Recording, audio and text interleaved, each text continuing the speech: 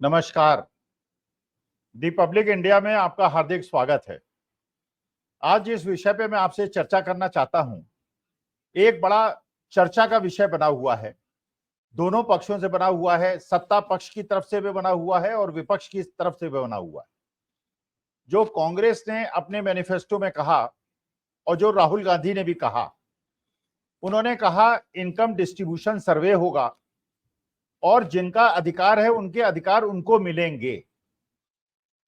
सत्ता पक्ष माननीय मोदी जी ने जिस प्रकार अपने भाषणों में कहा, उन्होंने ये कहा कि लोग आपकी संपत्ति को छीन कर उनको दे देंगे और उनको में उन्होंने बहुत लोगों को काउंट कर लिया।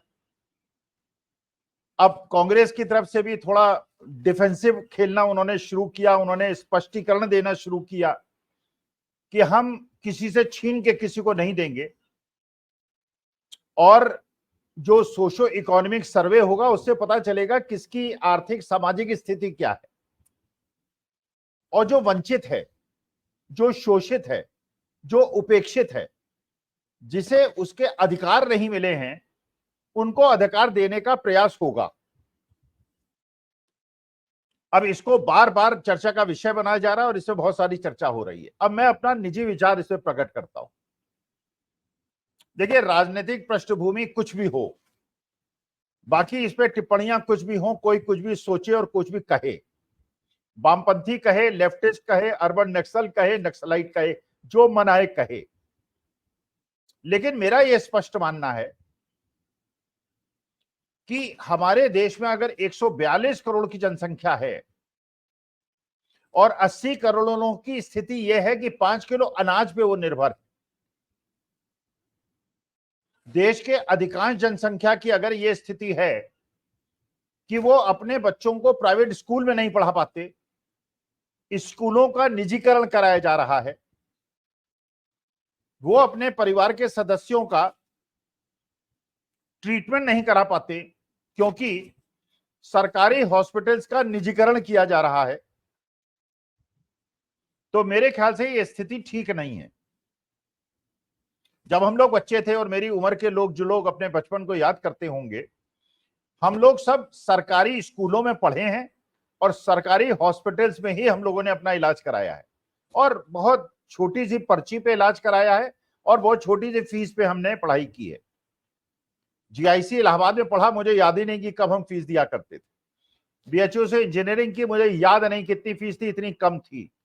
150 रुपए महीने घर से आते थे और आलीशान जीवन जीते थे। आज लाखों में बच्चे फीस दे रहे हैं। नौकरी की कोई समस्या नहीं थी, नौकरी सबको मिल जाती थी। आज नौकरी नहीं मिलती है लेकिन फीस लाखों में बढ़ गई है। इसका मतलब यह है कि यह करने का प्रयास हो रहा है केवल अमीरों के बच्चे पढ़ें, अमीरों के बच्चे चिकित्सा प्राप्त कर सकें और अमीरों के बच्चे विदेश जाएं और गरीब और मध्यम वर्ग के बच्चे अपनी पढ़ाई पूरी ना कर सके। मेरे पिताजी इलाहाबाद यूनिवर्सिटी में एक प्रोफेसर थे, कम आमदनी थी, 4 बच्चे थे, चारों बच्चों को पढ़ा लिखा के बनाया मां ने मेहनत करके। एक बहन मेडिकल कॉलेज की प्रिंसिपल हुई, एक भाई जीएम रेलवे रिटायर हुआ, एक आदमी मेरा छोटा भाई जो है वो आईजी पद से रिटायर हुआ और मैं भी जैसा हूं वैसा हूं। लेकिन मां ने मेहनत की और चारों बच्चों को उस पद पे पढ़ाया जबकि हमारे पास सीमित संसाधन थे। आज क्या कोई ऐसा मध्यम वर्ग का परिवार ये कल्पना कर सकता है कि अगर उसके 4 बच्चे हों तो उन बच्चों को वो पढ़ा पाएगा? क्योंकि प्राइवेट स्कूल की फीस वो अफोर्ड नहीं कर पाएगा, सरकारी स्कूल का निजीकरण हो गया है। अच्छा, ये परिस्थिति अगर तब होती जब ये स्थिति होती कि अमीरों की भी तनख्वाह इनकम घटी होती और गरीबों की भी इनकम घटी होती। लेकिन पिछले 10 साल के अंदर जो हमने देखा है, एक तरफ वो पूंजीपति हैं जिनकी आमदनी 50 गुने बढ़ी है और ऐसे लोग हैं जो छोटे दुकानदार हैं, छोटे उद्योगों एमएसएमई जिनकी है, जो प्राइवेट नौकरी करते हैं, उनकी तनख्वाहों को हमने घटते देखा है। तनख्वाह घटते इसलिए देखा है कि मार्केट के अंदर कंपटीशन बहुत ज्यादा हो गया है। अगर आप मैनेजमेंट इंस्टीट्यूट के एक लेक्चरर के लिए भी एडवर्टीजमेंट करते हैं तो 500 आदमी आ जाते हैं, क्योंकि उनको नौकरियां नहीं मिल रही। और जब सप्लाई और डिमांड का खेल है तो जो नौकरी देने वाला कहता है जब 499 लोग बाहर खड़े हुए हैं तो तुम 15,000 में नौकरी करना हो तो बताओ, वरना जाओ, हम दूसरा रख लेंगे। शिक्षा का स्तर गिरे तो अलग मुद्दा है, लेकिन वो जो डिमांड है मार्केट के अंदर वो कम है और सप्लाई ज्यादा है, इसलिए तनख्वाहें कम हो रही हैं और बार्गेनिंग पावर जो एम्प्लॉय की है वो कम हो रही है। यही स्थिति हर जगह है, चाहे वो किसानों की स्थिति हो जब अपनी उपज पैदा करता है और बेचने जाता है, क्योंकि बहुत सारे किसान अपना माल बेचने आते हैं और एक्सेस सप्लाई है, वो दाम नहीं पाता, चाहे वो प्याज के दाम हो, चाहे वो आलू के दाम हो, चाहे वो गेहूं के दाम हो, चाहे वो चावल के दाम हो।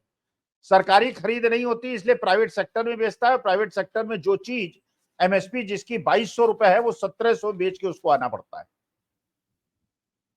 तो सरकार का इंटरवेंशन जो पंडित जवाहरलाल नेहरू ने और समाजवाद के तहत बनाया गया था, अगर वो न हो और सब कुछ निजी हाथों में दे दिया जाए तो इस प्रकार की स्वच्छंदता होगी जहां पे पूंजीपति बहुत अमीर हो जाएंगे और गरीब बहुत ज्यादा गरीब हो जाएगा, जो आज हो रहा है।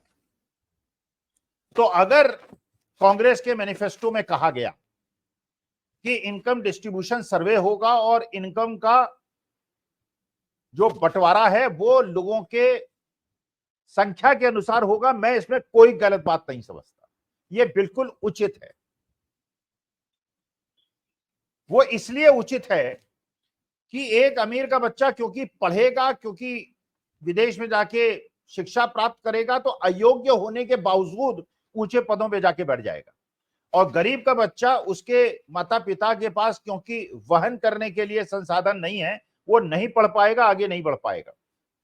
जैसे माननीय अमित शाह जी के बेटे जय शाह टेक्सटाइल इंजीनियरिंग की और बीसीसीआई के आज जनरल सेक्रेटरी हैं, क्योंकि उनके पिता एक रुतबेदार जगह पे बैठे हुए हैं और उनकी तूती बोलती है, इसलिए बीसीसीआई जैसा पैसों से भरा हुआ संस्था के वो जनरल सेक्रेटरी हैं और 4 साल से। तो गरीबों के बच्चों को अगर ये अधिकार नहीं मिलेगा और वो वंचित रहेंगे और खाने के लिए तरसेंगे, नौकरी के लिए तरसेंगे, सरकारी नौकरी उनको नहीं मिलेगी, अच्छे अच्छे क्वालिफाइड बच्चों को सरकारी नौकरी नहीं मिलेगी, और प्राइवेट सेक्टर में भी नौकरी देने के बजाय उनको कॉन्ट्रैक्ट पे रखा जाएगा, आर्मी में भी अग्निवीर के रूप में रखा जाएगा और 8-8, 10-10 हजार की तनख्वाहों में उनको रखा जाएगा, तो वो अपने परिवार को कैसे पालेंगे, अपनी नई पीढ़ी को कैसे पढ़ाएंगे और उन्हें कैसे आगे बढ़ाने का प्रयास करेंगे। इसका मतलब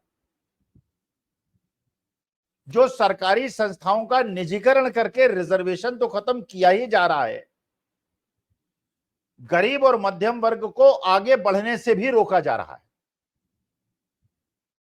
तो इसमें कोई डिफेंसिव होने की आवश्यकता नहीं। मेरे गुरु, जो राजनीतिक गुरु जिनको मैं बचपन में बहुत ज्यादा मानता था, डॉक्टर राम मनोहर लोहिया, क्योंकि मैं बचपन से समाजवादी था, एंटी कांग्रेसी था। डॉक्टर लोहिया का जो नारा था, धन और धरती बट के रहेगी, और यही बात अगर घोषणा पत्र के कांग्रेस में कही गई है, मैं इसमें कोई बुराई नहीं समझता, जिसको डिफेंसिव होना हो जाए। अनाप शनाप पैसा, ब्लैक मनी, अंबार, हर जिले के अंदर 5 स्टार ऑफिसेस, 50-50 हेलीकॉप्टर से यात्राएं, 8,000 करोड़ का हवाई जहाज, 12 करोड़ की कार, और दूसरी तरफ देश की वो जनता जिसको साइकिल में मैसर नहीं। मुंबई के अंदर 10 बाई 10 के झुग्गी में जहां 10 लोग रहते हैं और रह इसलिए देते हैं कि 6 नौकरी पे चले जाते हैं, सो जाते हैं, जब वापस आते हैं तो ये नौकरी पे चले जाते हैं, वो सो जाते हैं। क्या भारत जैसे देश में इस प्रकार की व्यवस्था, आर्थिक व्यवस्था चल सकती है? फिर लोग कहेंगे यूरोप की बात करेंगे, जर्मनी की बात करेंगे, अमेरिका की बात करेंगे, इजराइल की बात करेंगे। देखिए, वो देश जहां जनसंख्या कम है और भौगोलिक क्षेत्र बहुत ज्यादा है,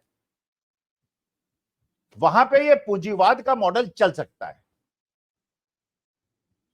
भारत जैसे देश में जहां भौगोलिक क्षेत्र कम है और जनसंख्या है और बढ़ रही है, वहां पे हर हाथ को काम देना और हर खेत को पानी देना आवश्यक है। ये जो आर्थिक विषमताएं हैं ये देश के लिए विनाशकारी सिद्ध हो सकती हैं, क्योंकि हमारे देश में जो 35% बिल्कुल युवा बच्चे हैं, 25 साल से नीचे वाले, इनकी एस्पिरेशन जाग गई हैं, इनकी इच्छाएं जागृत हो गई हैं। बाबा साहब भीमराव अंबेडकर ने जो संदेश दिया था कि शिक्षा जो है वो शेरनी का दूध है, जो पिएगा वो वीर बनेगा, ये माँ बाप ने समझ लिया है। माँ बाप अपना पेट काट के अपने बच्चों को शिक्षा दिलाना चाहते हैं, एफोर्ड न करते पाने पे भी कराना चाहते हैं।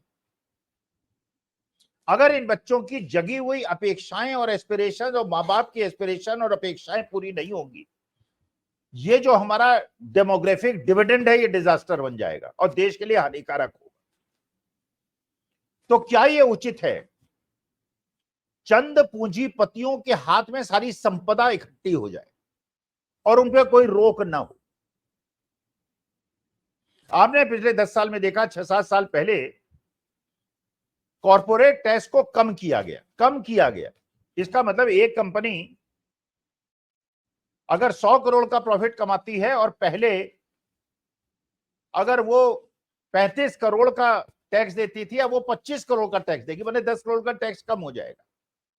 और क्योंकि 10 करोड़ का टैक्स कम हो जाएगा और लिस्टेड कंपनी है, इसलिए उसके शेयर प्राइसेस बढ़ जाएंगे, शेयर मार्केट बढ़ गया। इसमें भारत सरकार को करीब 150 करोड़ पर ईयर का नुकसान हुआ, लेकिन उसको छुपा गए। अमीरों को सुविधा देने में कोई परेशानी नहीं। और इसकी भरपाई कहां से की? जीएसटी से की। जीएसटी कौन देता है? सब देते हैं, बराबर देते हैं। जैसे बार बार ये कहा जाता है, जो अनर्थशास्त्री हैं वो कहते हैं कि गरीब लोग टैक्स नहीं देते, गरीब ही टैक्स देते हैं।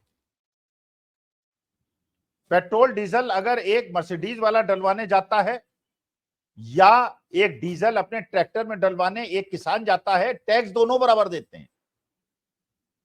जो बिस्किट खरीदता है, जो चिप्स खरीदता है, जो कुछ भी खरीदता है, अमीर भी उतना टैक्स देता है, गरीब भी उतना टैक्स देता है। और क्योंकि जीएसटी की बड़ी शेखी बघारी जाती है, 1,75,000 करोड़ हमने जीएसटी से इकट्ठा कर लिया। इसका मतलब आप देश की गरीब जनता, मध्यम जनता को लूट रहे हैं। कॉर्पोरेट टैक्स कम करे, पूंजीपतियों को फायदा दे रहे हैं और गरीबों को जीएसटी के माध्यम से लूट रहे हैं और उसका भी ढिढोरा पीट रहे हैं कि जीएसटी कितना ज्यादा बढ़ गया। जब महंगाई बढ़ती है तो जीएसटी बढ़ता है, क्योंकि 100 रुपए की चीज है, 18% का टैक्स है तो 18 रुपए मिलेगा, और अगर 200 रुपए की चीज हो जाएगी तो 36 रुपए का जीएसटी कलेक्ट होगा। तो जीएसटी कलेक्शन बढ़ने का मतलब गरीबों और मध्यम वर्ग का ज्यादा शोषण। आप रोज सुनते हैं 14, 15, 16 लाख करोड़ के ऋण माफ हो गए, वन टाइम सेटलमेंट्स हो गए, रिहेबिलिटेशन हो गए, राइट ऑफ हो गए। एक भाई कंपनी सिक करता है, 10,000 करोड़ का लोन होता है, दूसरा भाई 1,500 करोड़ में खरीदता है, 8,500 करोड़ माफ हो जाते हैं और भाई के बीच में कंपनी बंटवारा हो जाती है और वो डिफॉल्टर भी नहीं रह जाते। क्या ऐसी स्थिति आपने किसी गरीब किसान के बारे में सुनी है? छोटे लोन लेने वाले एमएससी के लोन क्या इस प्रकार से माफ होते हैं? क्या इस प्रकार के वन टाइम सेटलमेंट्स होते हैं? कोई ठेले वाला या रिक्शे वाला अगर रिक्शा खरीदता है और 10,000 का लोन लेता है, क्या इस तरह से माफ होते हैं?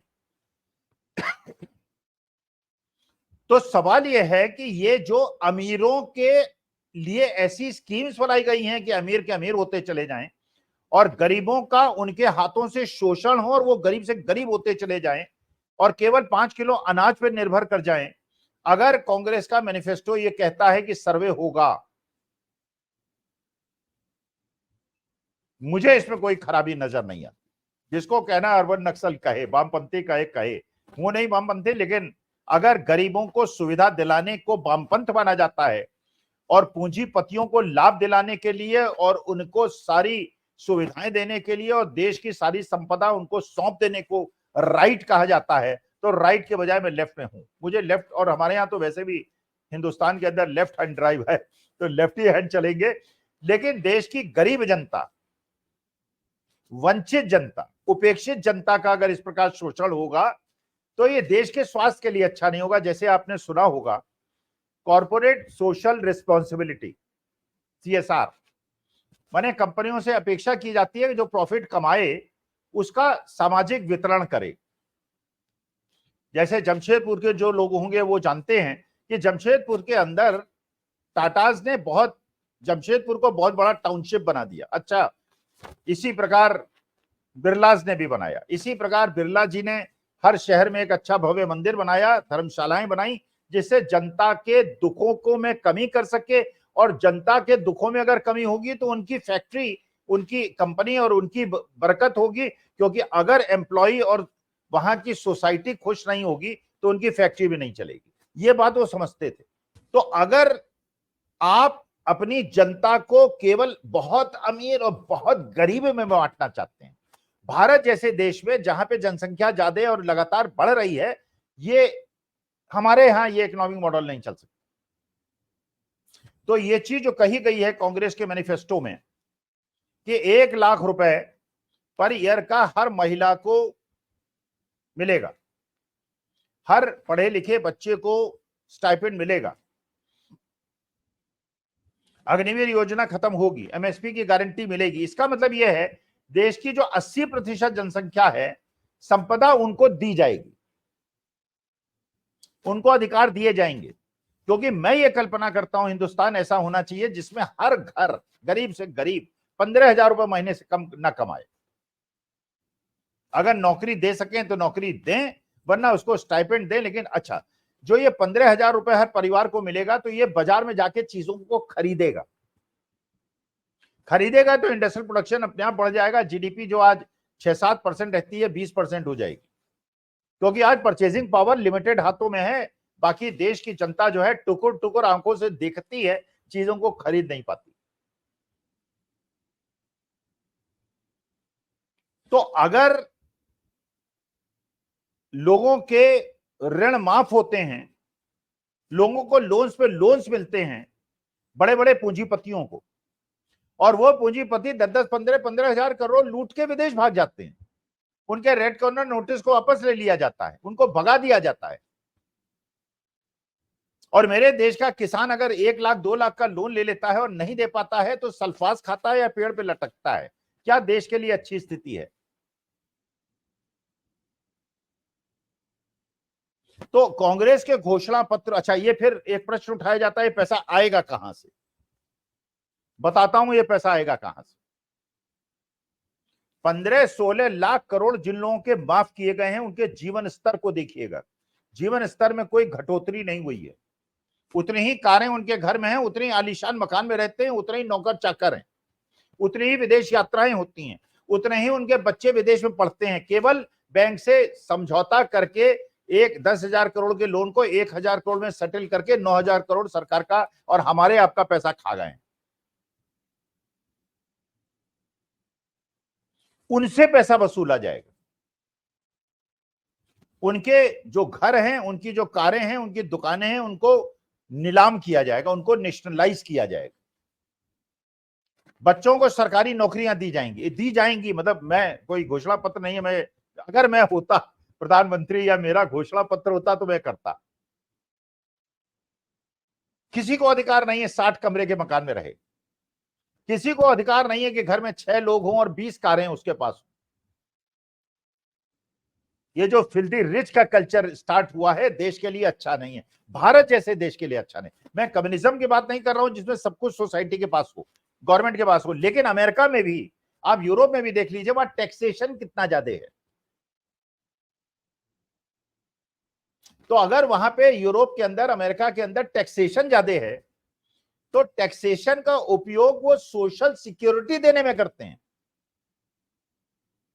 एक गरीब से गरीब आदमी का अगर एक्सीडेंट हो जाए तो उसका इलाज पूरा सरकार कराती है। हमारे यहां वैसा है क्या? हमारे यहां तो मध्यम वर्ग और अपर मिडिल क्लास भी परेशान रहता है कि कल अगर मेडिकल कंटिजेंसी हो गई तो हमारा क्या होगा। गरीब आदमी को तो छोड़ दीजिए, अपना खेत बार बेच के एम्स के बाहर सड़क पे लेटा रहता है और अपना जीवन यापन किसी प्रकार से करता है। ले ले गवर्नमेंट, वसूले, अमीरों से वसूले, लेकिन गरीब और अमीरों से एक साथ न वसूले जैसे जीएसटी में करते हैं, और वसूल के सोशल सिक्योरिटी दे जिससे आदमी का दिमाग शांत रहे और वो उत्पादकता बढ़ा सके, प्रोडक्टिविटी बढ़ा सके, जिससे देश का लाभ हो।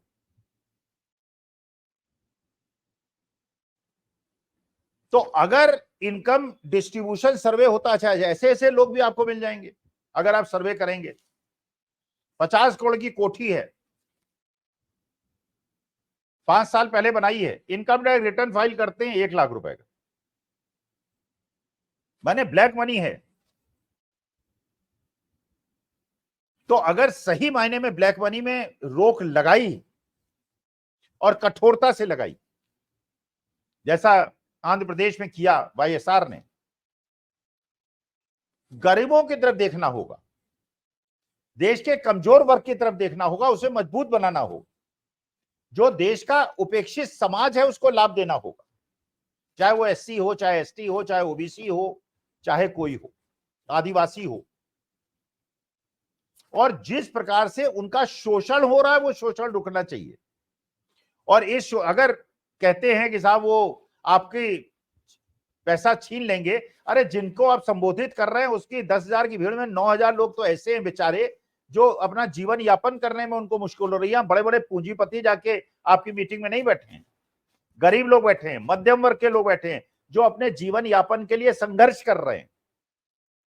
उनका कौन छीनेगा? उनके पास है ही बेचारों के पास अपना पेट पालने के लिए। छीनेगा तो उनका या उनकी संपत्तियों को नेशनलाइज गवर्नमेंट करेगी, या ये नियम बनाएगी कि कॉन्ट्रेक्चुअल लेबर नहीं होगा, आपको एम्प्लॉयमेंट देना पड़ेगा, रिजर्वेशन उसमें देना पड़ेगा, और 30,000 रुपए महीने से कम आमदनी आप किसी को नहीं देंगे। अपने लाभ कम कीजिए, शेयर मार्केट चाहे गिर जाए।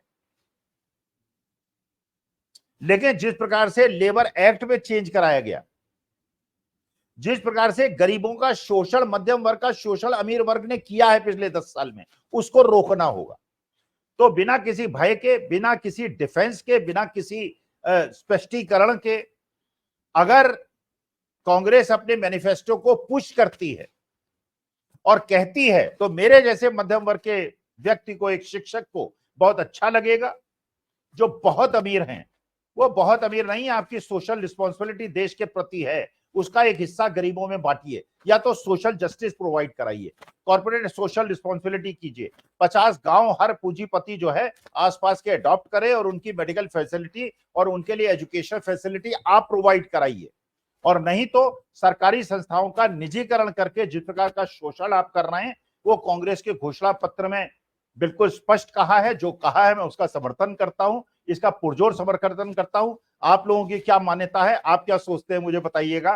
प्रणाम, धन्यवाद और आभार।